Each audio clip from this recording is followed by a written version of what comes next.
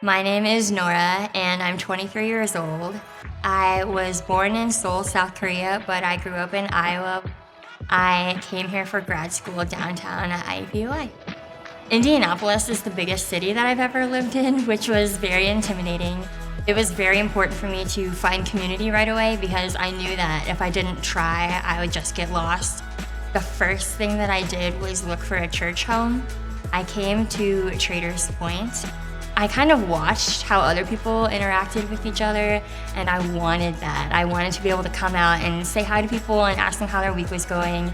What I really wanted to get out of this whole church home experience was having friends to get me through the rest of the week besides Sunday.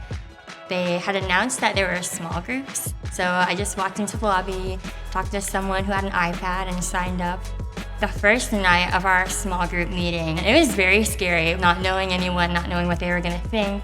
And that quickly washed away as I realized that everyone felt that way and that we were all kind of shaking in our boots. So I think that it only took like 5 seconds of bravery to get through the door.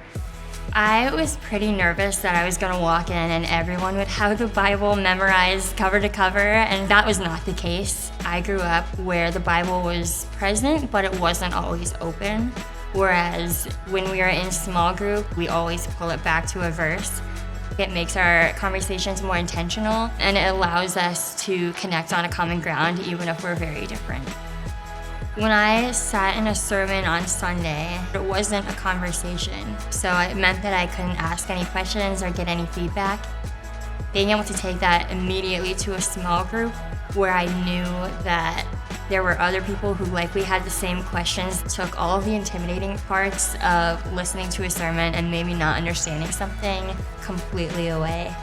Having a small group to focus on you specifically and check up on you weekly, not just out of obligation, but because we actually care, you can't find that anywhere else.